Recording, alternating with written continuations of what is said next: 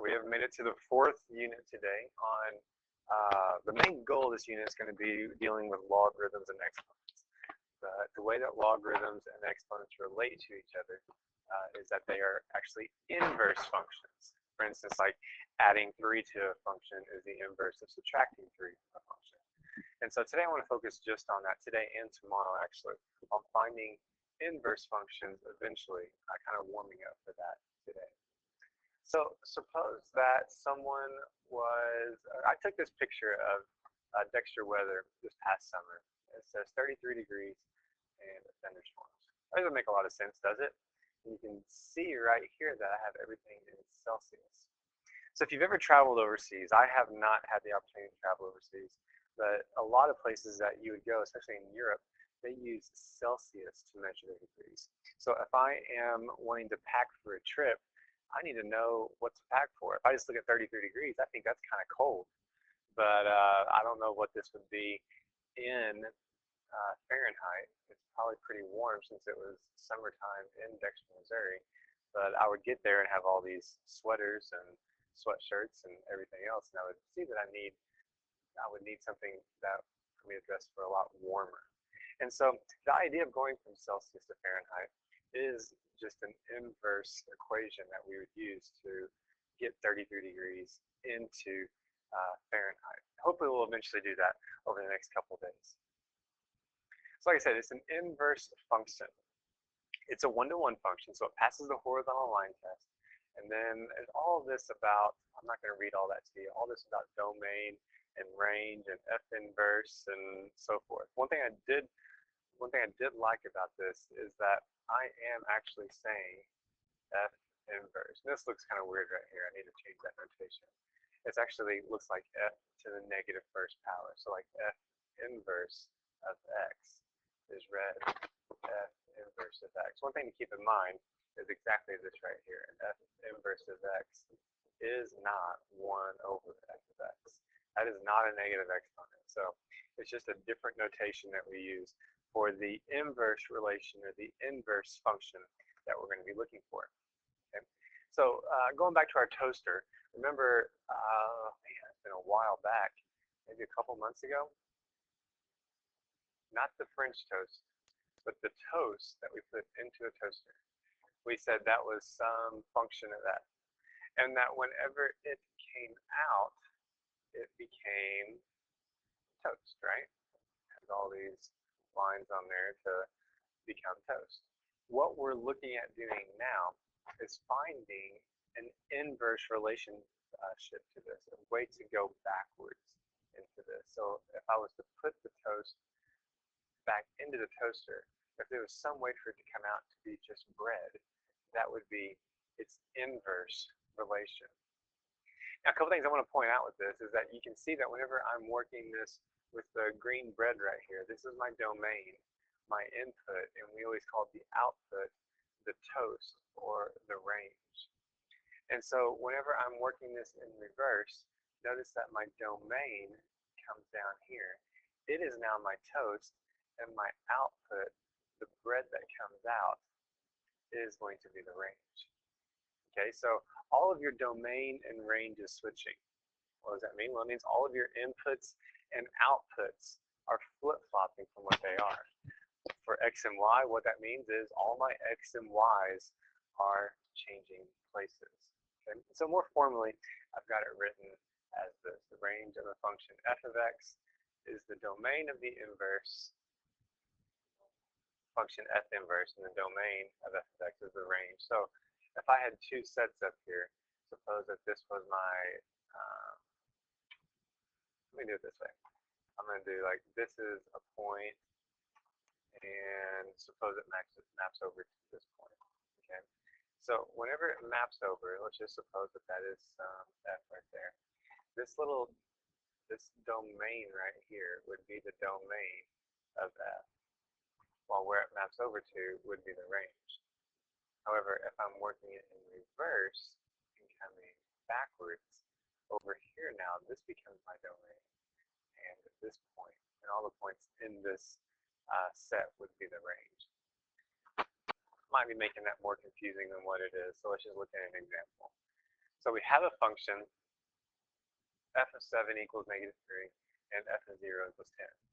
I want to know what the corresponding input and outputs are for the inverse function. So my goal is to write this with this inverse notation. Okay. Remember, today all of my inputs and outputs are changing places. Okay, so what was the input right here? This 7 is now going to be my output down here in my notation. And what was the output is going to be now my input. And so what that means is just that I went from the point 7, negative 3 on my graph down to the point negative 3, 7 on the inverse. They're just flip-flopping places. So if I do this other one, f inverse of some number should equal your output. And so what was my output, this 10, will go on the inside. And what was my input will now be my output. Yeah, all I'm doing is just exchanging those two numbers. So as long as we're doing that, we're getting the idea down at least. So what if they give me two functions? How can I tell if they're inverses of one another? Well, the first thing I want to talk about doing that is actually it's kind of a form of a proof. It wants me to go back to these compositions that we just did, and it wants me to construct each composition separately, f of g and g of f. And what it says is that whenever I do that, I should get an answer of x both times. If I get an answer of x both times, then yes, they are inverses. But if only one of them fails, then deal's off. We do not have inverses. Okay. Let's try a couple of them.